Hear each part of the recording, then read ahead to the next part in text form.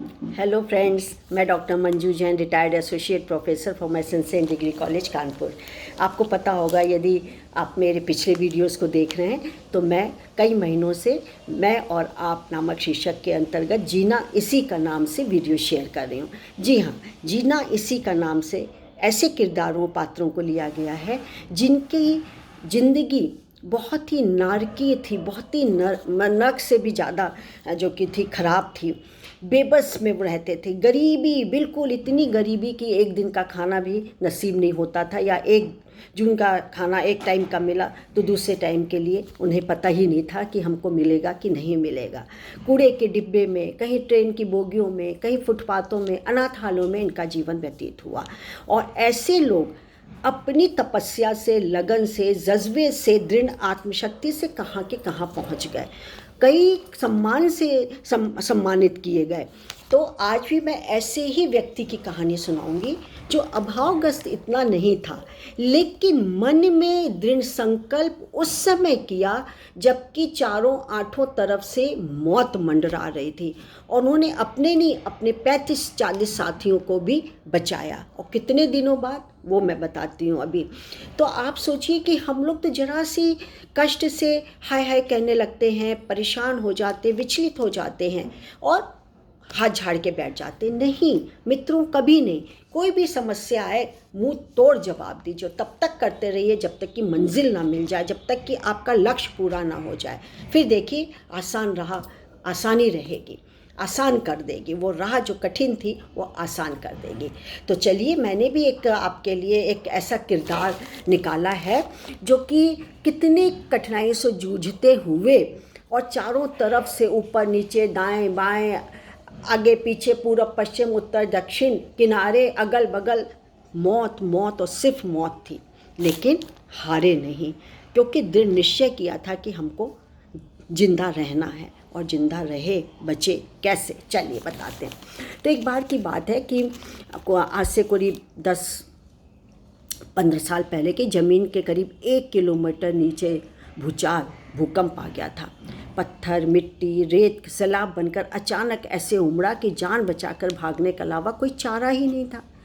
बहुत भयानक भयानक रुदन क्रंदन आवाज़ें आ रही थी और मिट्टी और गर्द की बारिश ऐसी हो रही थी जैसे पानी बरस रहा हो, इतनी ज़्यादा हो रही थी। जो जगह बची थी उसने भी मटिया मेट होने का खतरा था कि कब अंधेरा हो जाए। इतना घना अंधेरा हो रहा था, और सिर पर तो कई लोग हेलमेट में लगी टॉर्च जो कि रोशनी में सबके लटके हुए चेहरे बता रहे थे कि कितनी हताशा और कितनी मतलब निराशा है उनके चेहरे पे। कभी वो चीख चीख के रोते थे, जो कि कभी रोए नहीं, वो चीख चीख कर रो रहे, कोई इधर भाग रहा है, कोई उधर भाग रहा, बचाव में शोर मचा रहे हैं। लेकिन कुछ देर के अनुमान लग गया कि हादसा बहुत बड़ा है और इसमें बचना बहुत मुश्किल, तो क्या नामुमकिन है। और किसी ने सोचा न था कि तांबा सोने की गहरी खदान में सब कुछ ऐसे खो जाएगा। रह रहकर परिवार की याद रुलाती थी। माँ बाप, बहन भाई, पत्नी, बच्चे, सारी की सारी याद दिलाती थी कि भगवान जाने अब मिलना होगा भी कि नहीं। आज जो कि मैं मिल के आया था, क्या वही आखिरी हमारा मिलना होगा।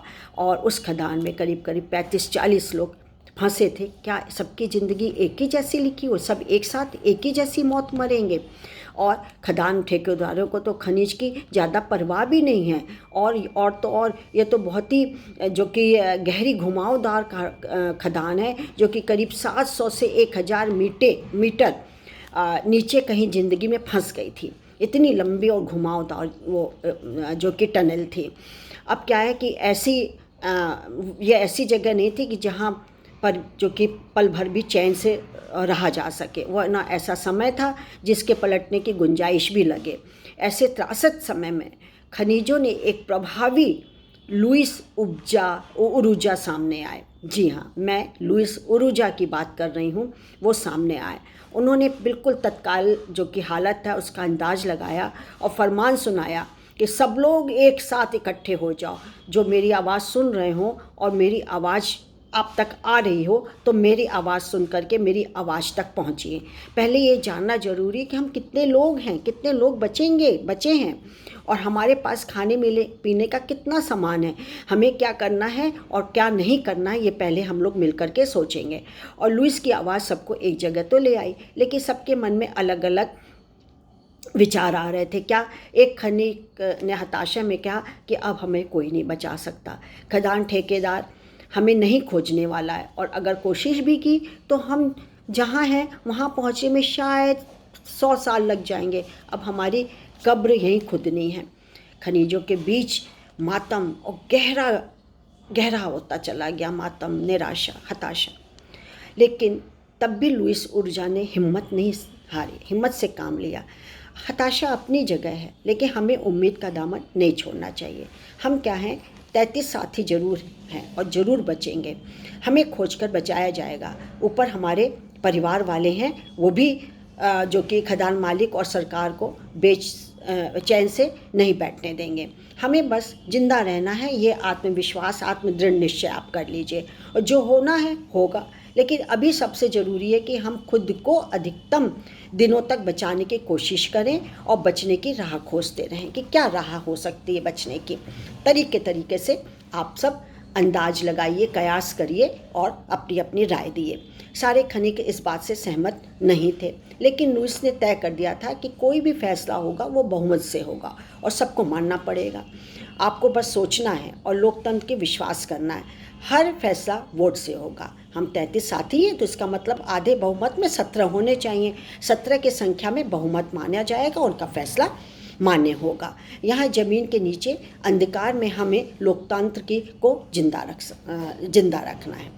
हताशा के उन लम्हों में भी लुइस, जो कि देवदूत बन कर के आए थे, उन्होंने सारा भोजन पहले इकट्ठा कर लिया और खाने पर राशनिंग की व्यवस्था लागू कर दी थी। उन्होंने 24 घंटे में मुश्किल से किसी को 1 चम्मच या 3/4 चम्मच या 1.25 चम्मच, जो कि है 1/4 चम्मच टूना, एक मछली का नाम है, वो खाने को मिलती थी और आधा ग्लास दूध मिलता था।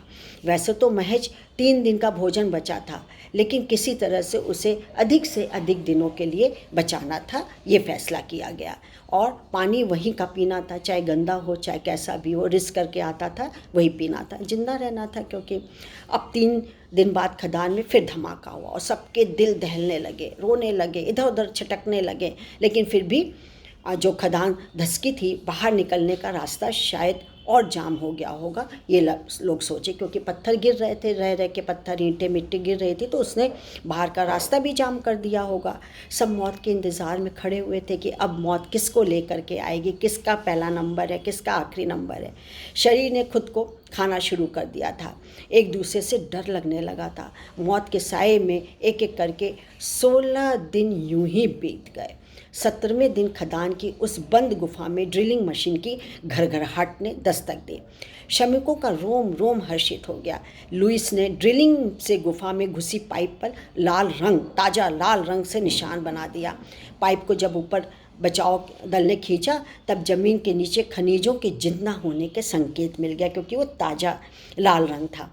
फिर ड्रिलिंग पाइप को नीचे भेज दिया गया, जिस पर बांधकर श्रमिकों ने संदेश दिया कि हम यहाँ पे 33 लोग हैं, सकुशल हैं, लेकिन बचाव का इंतज़ार कर रहे हैं और जल्द से जल्द बचाव के लिए कुछ कार्य किया जाए, जितना जल्दी हो सके उसे किया जाए। अब ड्रिलिंग पाइप के जरिए ही श्रमिकों तक खाने पीने की चीज़ें भी पहुँचने लगी थीं और कुल मिलाकर 69, सोचिए, 69 दिन बाद खनिकों को एक एक करके ऊपर लाया जा सका।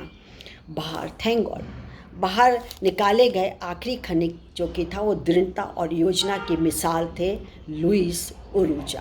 वो सबसे बाद में सबको पहुंचा दिया, तब सबसे बाद में आए।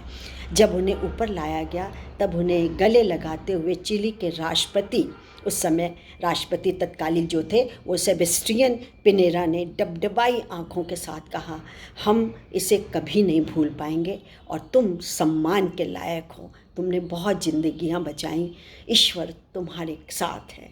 इसके साथ ही मेरा जीना इसी का नाम का एक किरदार जो मैंने लिया था उसके बारे में मैं अब समाप्त करती हूँ बात। उम्मीद है आपको अच्छी लगती होगी, और मैं तो बहुत प्रभावित होती हूँ इन किरदारों से, मैं अपने आप को रोक नहीं पाती हूँ।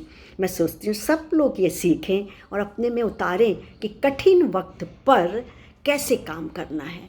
उत्साह से, लगन से, परिश्रम से, दृढ़ आत्मविश्वास से काम करेंगे तो राह जरूर मिलेगी आपको, सफलता कदम चूमेगी आपके। तो अब मुझे आज्ञा दीजिए। नमस्कार। Thank you.